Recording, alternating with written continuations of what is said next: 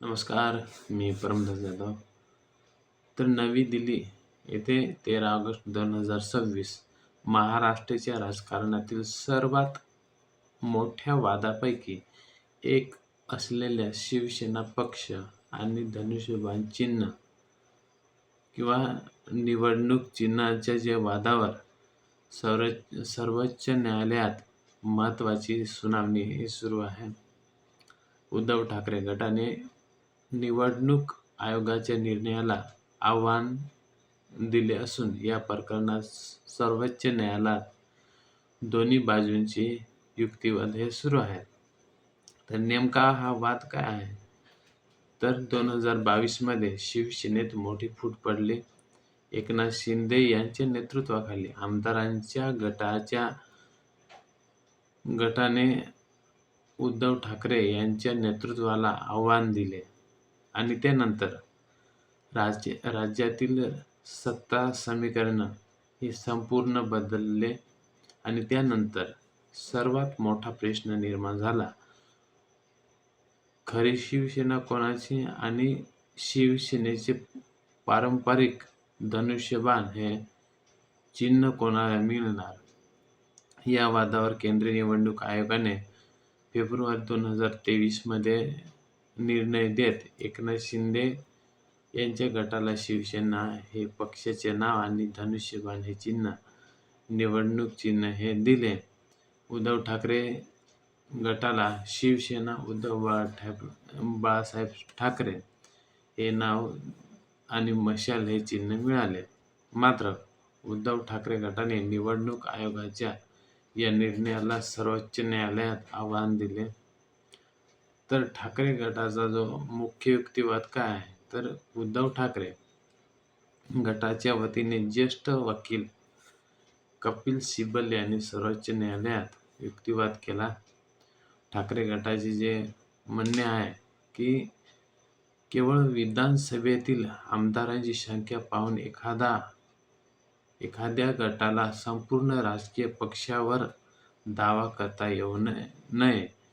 पक्षाची घटनात्मक रचना, राजकीय कार्यकारिणी आणि घटनात्मक बाजू यांचाही विचार करणे आवश्यक आहे, असा युक्तिवाद करण्यात आला. तर ठाकरे गटाने आणखी एक महत्त्वाचा मुद्दा मांडला आहे, तो म्हणजे पक्षातील काही आमदार फुटल्याने त्यांनी सरकार बदलले आणि म्हणून त्या फुटीर संपूर्ण पक्षावर हक्क मिळवण्याचा म्हणजे आधार मानले तर पक्षांतर विरोधी कायद्याच्या उद्देशालाच धक्का बसेल, असा युक्तिवाद करण्यात आला. सुप्रीम कोर्टाचा महत्त्वाचा प्रश्न काय आहे? तर सुनावणी दरम्यान सर्वोच्च न्यायालयाने एक महत्त्वाचा घटनात्मक प्रश्न उपस्थित केला आहे. विधिमंडळातील पक्षातील फूट आणि राजकीय पक्षाची संपूर्ण संघटनेही लागू होते का?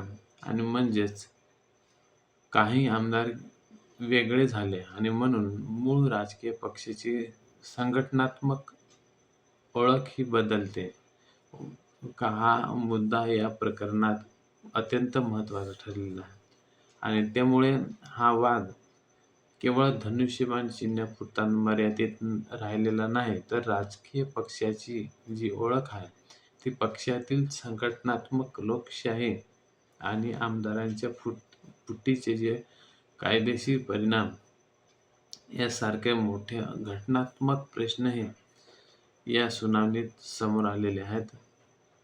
तर ठाकरे गटाला काय हवे आहे? तर उद्धव ठाकरे गटाची जी मागणी अशी आहे की निवडणूक आयोगाचा निर्णय रद्द करून शिवसेना पक्षाची जी खरी संघटनात्मक ओळख आहे आणि पक्षघटना याचा विचार केला जावा.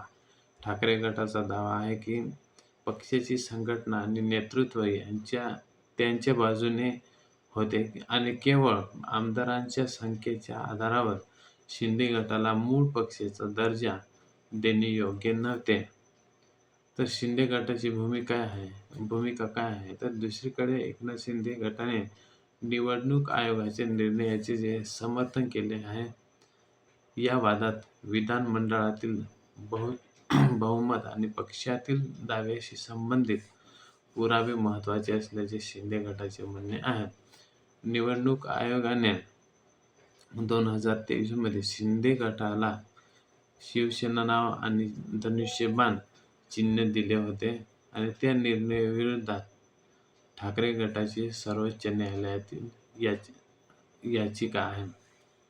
तर धनुष्यबाण चिन्ह काय होणार? तर सध्या धनुष्यबाण चिन्ह हे शिंदे गटाकडे आहे. सर्वोच्च न्यायालयाने अद्याप अंतिम निर्णय दिलेला नाही आणि त्यामुळे धनुष्यबाण चिन्ह आज ठाकरे गटाला मिळेल किंवा चिन्ह गोठवले गेले असा दावा करणे योग्य ठरणार नाही. सर्वोच्च न्यायालयाचा अंतिम निकाल आल्यानंतरच पक्षाचे नाव आणि निवडणूक चिन्हाबाबत अंतिम कायदेशीर स्थिती स्पष्ट होईल. तर हा निकाल का महत्त्वाचा आहे? तर या प्रकरणाचा जो अंतिम परिणाम आहे केवळ हा उद्धव ठाकरे आणि एकनाथ शिंदे यांच्या 2 गटापुरता मर्यादित राहिलेला नाही. तर भारतातील जे राजकीय पक्षाचे फूट पडल्यास पक्षाची ओळख कोण ठरवणार? आमदारांच्या फुटीचा पक्षाच्या संघटनेवर किती परिणाम होणार आणि निवडणूक आयोगाने कोणते नियम वापरावेत याबाबतही या प्रकरणातून महत्त्वाचे असे कायदेशीर मार्गदर्शन हे मिळू शकते. आणि म्हणूनच महाराष्ट्रासह देशातील राजकीय वर्तुळाचे लक्ष सर्वोच्च न्यायालयाच्या या सुनावणीवर लागलेले आहे. तर थोडक्यात काय तर शिवसेना पक्ष आणि धनुष्यबाण चिन्हाचा जो वाद आहे तो अजून संपलेला नाही. 2022 मध्ये शिवसेनेत फूट पडले. 2023 मध्ये निवडणूक आयोगाने शिंदे गटाला शिवसेना नाव आणि धनुष्यबाण चिन्ह दिले. तर ठाकरे गटाला शिवसेना उद्धव युबीटी म्हणजे नाव आणि मशाल चिन्ह हे मिळाले आणि ठाकरे गटाने आयोगाच्या निर्णयाला सर्वोच्च न्यायालयात आव्हान दिले. ऑगस्ट 2026 मध्ये या प्रकरणावर सर्वोच्च न्यायालयात महत्त्वाची सुनावणी सुरू आहे. अद्याप अंतिम निकाल हा झालेला नाही आणि त्यामुळे आता सर्वोच्च जे सर्वांचं लक्ष आहे या प्रश्नाकडे आहे की सर्वोच्च न्यायालयात अंतिम निर्णयानंतर शिवसेना नाव आणि धनुष्यबाण चिन्ह हे कोणाकडे राहणार? तर असं हे जे न्यायालयामध्ये प्रकरण चालू आहे. तर बातमी तुम्हाला आवडली असेल, हा व्हिडिओ आवडला असेल तर लाईक करा आणि शेअर करा आणि सबस्क्राईब करायला विसरू नका. धन्यवाद.